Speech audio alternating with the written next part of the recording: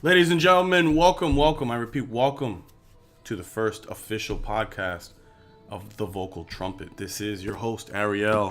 Thank you. I know, thank you. It's a good time. We're going to get through this here. Talk about some topics here. Let me tell you at least what they are. We're going to talk about some Christmas shopping, the infamous PlayStation Classic. I mean, who doesn't want to talk about that? Movie theater experiences for, let's say, the last quarter of 2018. A good book to read for this month. And just some tidbits about myself that you guys will get to know. And we'll have some conversations about that. So let's kick this off. Christmas shopping.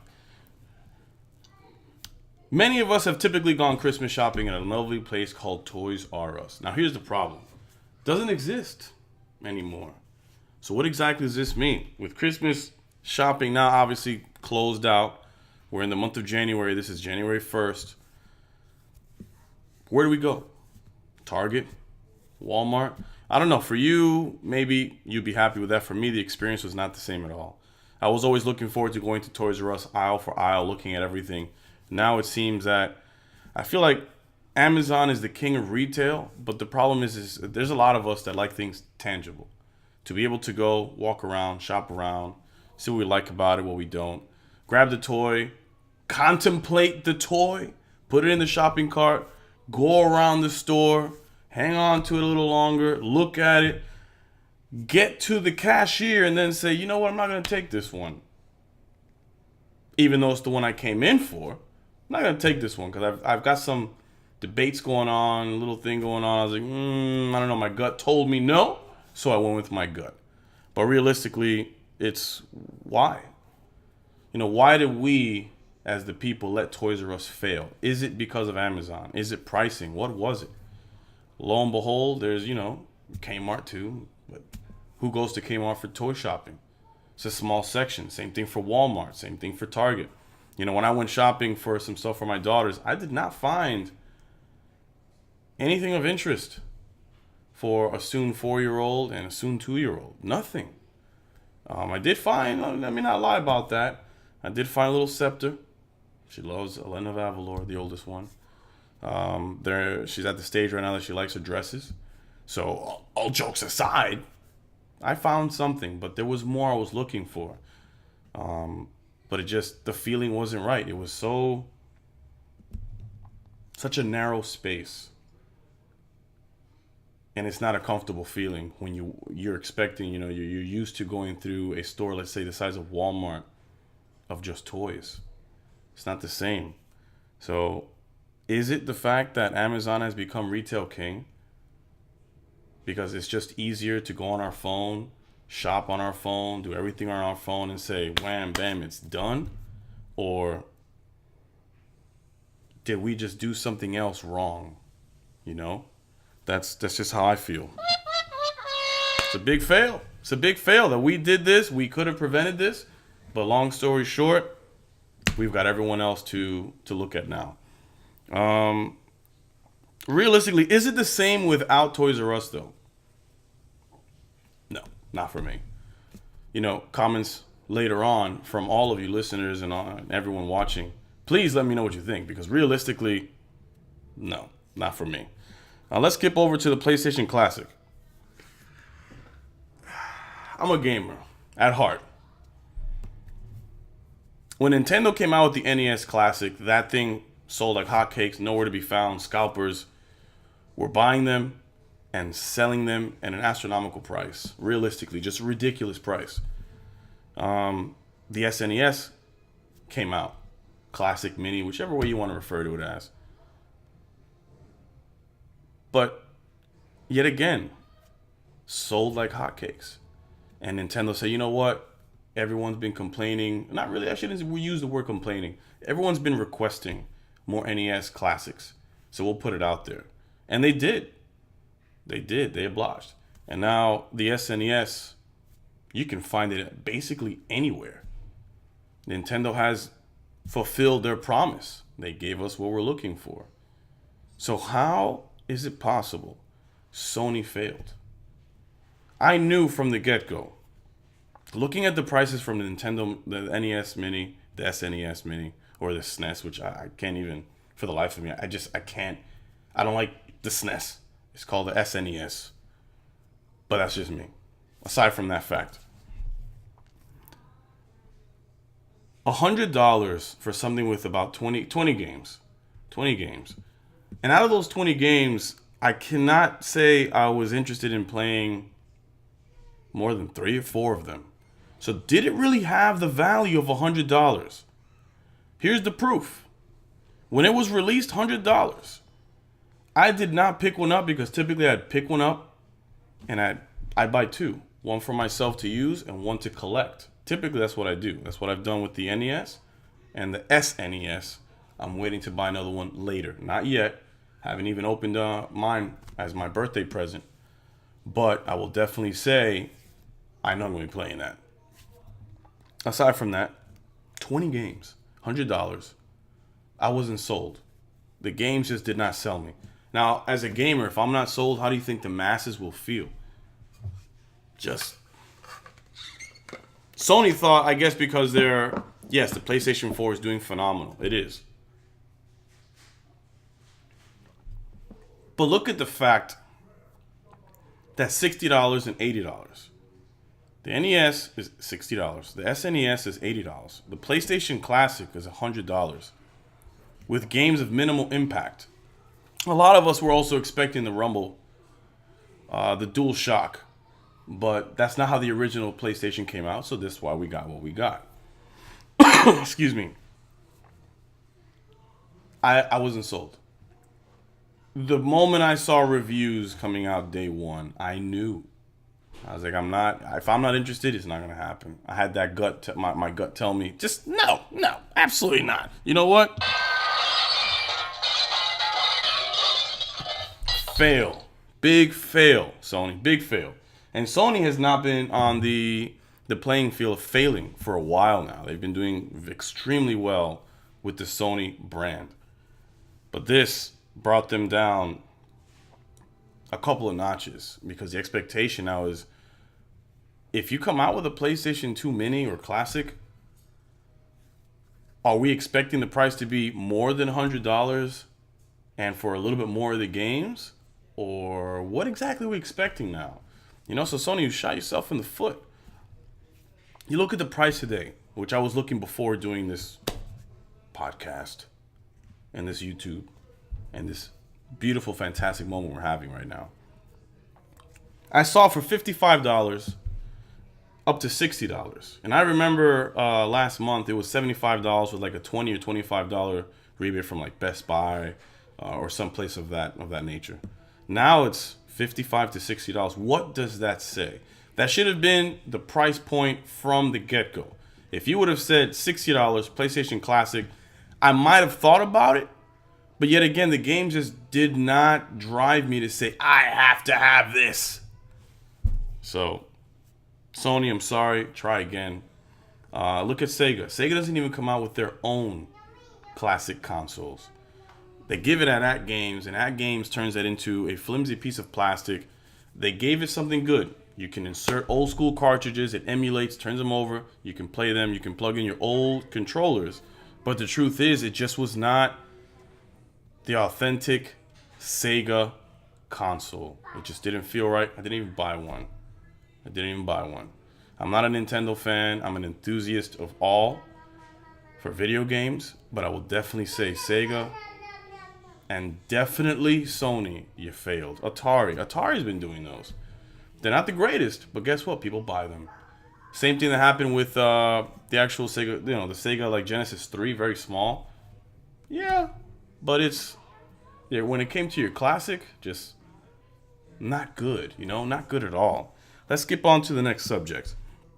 Movie theater and their experiences. Okay. Recently an app came out. Let me get it because I did forget the name of the app. Hold on. Be a little patient with me. Atom. ATOM. Now let me tell you, I've used Fandango in the past. Then I switched over to Regal, depending where I'm at. if there's a Cinemark in the area or what kind of movie theater. Typically, I'll go with a Regal. Regal has I got a lot of rewards already built up, a lot of coins, a lot of rebates I get to use off of Regal. Now, Adam has introduced something to me that I thought Regal, maybe any movie theater would have done. You can buy the app. You download the app. You can purchase your movie tickets, or you can invite friends that say, "Hey, man, would you like to come with me? I'm going to watch this movie." Even though when I sent to my buddies, they took it as I had already purchased. "Hey, I'm inviting you to come watch this movie." Maybe if that's changed and it says, "I'm inviting you to watch the movie, please purchase your own tickets." Or, "I've invited you to watch this movie, I have also purchased your tickets." If you include that, a lot of people would obviously say, "Thank you. Now I know I need to purchase my own," or "Thank you for purchasing mine." But the big thing for me about Adam is the fact that you can go ahead and purchase popcorn, soda, candy, stuff from the concession purchased already. So by the time you go in and your electronic ticket is already scanned, the concession stand, wherever it may be in the direction you got to go, they get an alert that lets them know customer A is here. Customer A's orders are ... Realistically, that's a win. For me, that is a big win. And you know what? Regal, I'm stepping slightly to the side. I want to go ahead and complete all my credits with you because Adam's got me right now.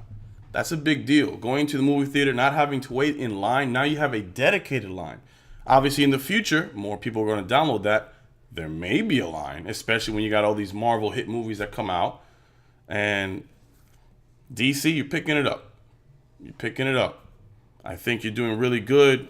Skipping to this really quickly. Aquaman, good. Wonder Woman, good. Wins. But I'm waiting for Shazam. The only thing that I feel is missing is there's this... You don't have me in a constant, I want to watch it again and again and again. The amount of people that I talk to, family of mine included, friends, myself included, we watch Infinity War over and over, Iron Man movies, Black Panther movies, like you name the Marvel movies, we're watching them over and over. Why is that? Why? We're going to talk about that in the next podcast. How about that? So some great family movies I wanted to touch on. The Grinch, Spider-Man, Bumblebee, Ralph Breaks the Internet, Mary Poppins. And I'll tell you off the few that I did watch. I did watch Spider-Man and I did watch Ralph Breaks the Internet. I did not watch the others yet. I did not watch them yet. I wanted to wait to watch them with my family. I haven't watched them yet. So please don't peg me on that just yet. The Grinch. Benedict Cumberbatch, ex-Benedict, whatever you want to call him. Doctor Strange is what I know him as. If he's doing something like that, I'm going to watch it. But I didn't watch it just yet. It didn't drive me to watch it. It didn't. And I'll say what really pulled me was Spider-Man Into the Spider-Verse, because there was just something very attractive towards that. So I went to go watch that movie. I did watch Ralph Breaks the Internet. Ralph Breaks the Internet. If you're into everything and anything having to do with computers, software, you will understand that movie for that tidbit, and the kids will understand it for the fun. Adults will obviously as well. But the truth is, when it comes to adults, we're looking for other things within it. Ralph Breaks the Internet is pretty good. I did not watch the first one. Guilty. Didn't watch the first one. I'll be honest and say it didn't grab me when it was, "Got a wreck! I want a wreck!" Didn't catch my attention. Now that I watched the second one, I will watch the first one. But I will say, worth the watch. The Grinch, I'm sure it's worth watching. Bumblebee, sure it's worth watching. I definitely want to watch Gen 1 looking Transformers and Decepticons and Autobots. The way a lot of us thought the movies that have come out in the past 10 years, the ones that we thought they were going to look like, but instead we got something brand new. we're getting what looks like an origin story now. So Bumblebee's here. Again, I haven't watched it. Bumblebee's here. The main thing I like is that Optimus Prime has that mask. He's got his cover. It just looks very original. He looks like an old school truck. Good. Definitely want to watch that. The Return of Mary Poppins. Don't hate me for this. I haven't even watched the first one. The original one. Never had an interest for a woman hanging from an umbrella. Even if it was a guy, just no interest. Sorry. But with my wife, she loves her classics. She loves all these movies, Disney movies, what have you. And now that I have a family, now I'm watching them.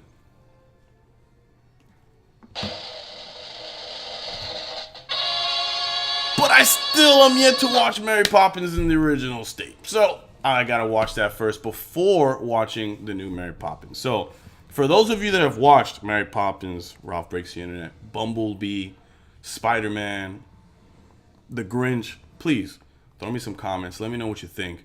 Because the truth is, I want to know. So let me tell you what I thought about Spider-Man. I'll give you my tidbit.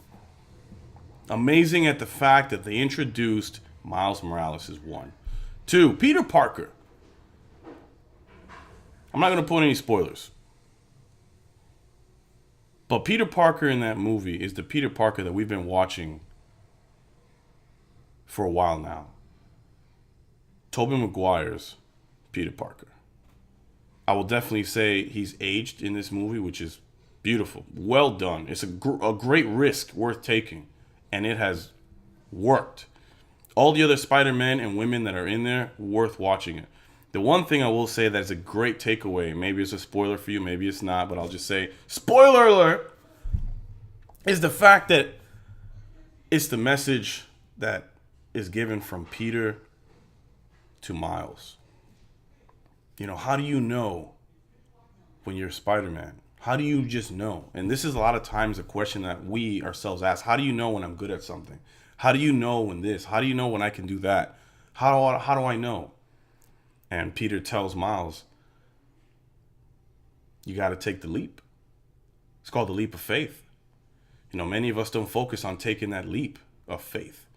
And if your deity doesn't, whatever your deity is, you can call it faith, you can call it whatever you want. Just take the risk. You'll never know unless you take the risk. I'll be honest with you, I'm taking the risk. I'm doing podcasts and building a YouTube channel and looking to make the Facebook account and every kind of media way that I can communicate with you and you back to me so we can make this happen. That's a risk. But we're doing this together. Okay. Let me tell you a quick tidbit of what I like to do with my podcast. I'm going to talk to you about a book to read a month. A lot of you don't like to read. Guilty! I never like to read either. But for some reason, you know, I've built a momentum. I've told myself, I'm going to do it. I'm going to do it. I got to read something. And a book I bought my wife. The Magnolia Story. Let me tell you. I picked it up the other night and I couldn't put it down. I'm not the kind of person that has picked up books and just say, I cannot stop flipping pages. I started reading, I think it was like 10:30 at night. I was like, it's midnight. I need to close this. It's time to go to sleep and prepare for the following day, because when you have kids don't really let you sleep in. They don't. Nor possibly do they let you sleep at all in the middle of the night. They wake up, they come in the room, interrupt, blah, blah, blah.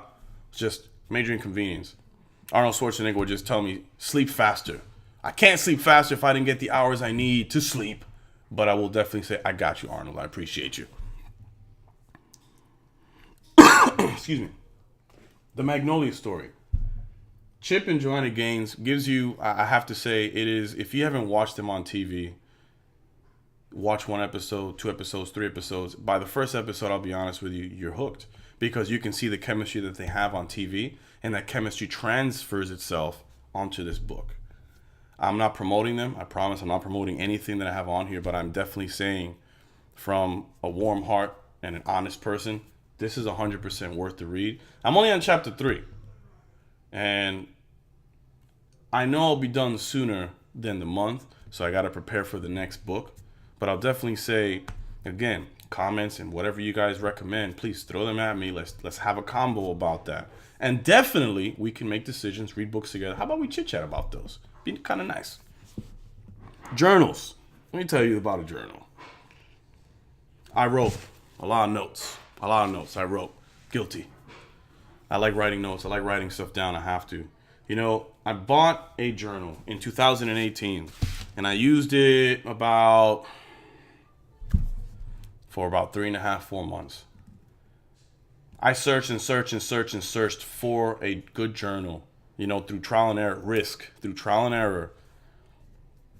What really is it I like? Does it need to be a certain size, 8x11? Does it need to be in my pocket? Do I prefer my phone? Do I prefer using it on my computer for a journal? Like, what do I want? Lo and behold, I got an agenda. Get your grit together. Now, one thing I caught on this is from Amazon, that I liked is the fact that when you open it, it has on here, to me it's powerful because not everywhere you look does it have a vision board. I haven't even put my vision board together. Your vision board should be what motivates you day in, day out. Short-term, long-term goals are just things that keep you going.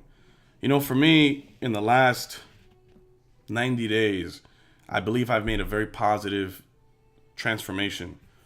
I went from, yes, I'm a positive person, always have been, but I've been battling with how can I get to the next level of something else.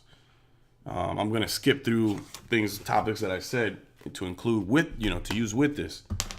I always wanted to do voiceovers, acting and voiceovers, but I will definitely say that I've tried through one school, and it was a school in Fort Lauderdale, Florida.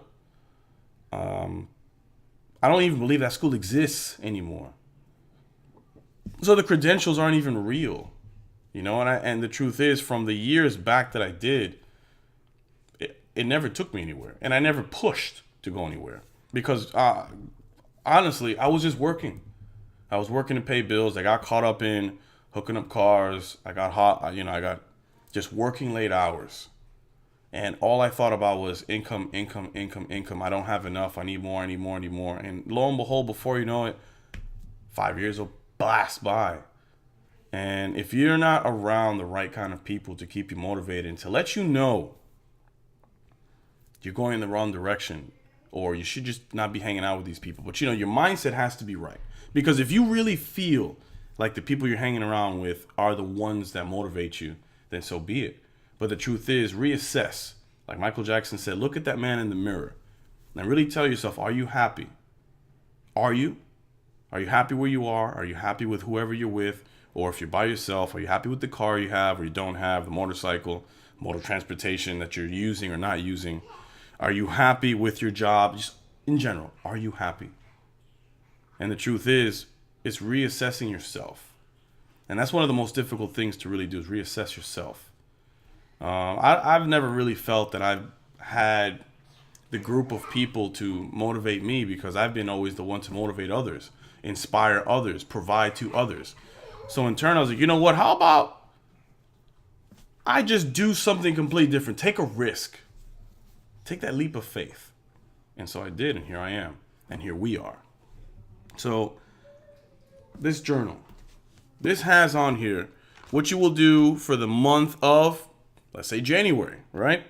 The month of January. On the left, my top projects, 3 or 4 of them. Potential obstacles, required resources. You fill out for the month. On the top right, my intention for this month. What is the number one thing driving you for the month? You also have, on the bottom left, reflection.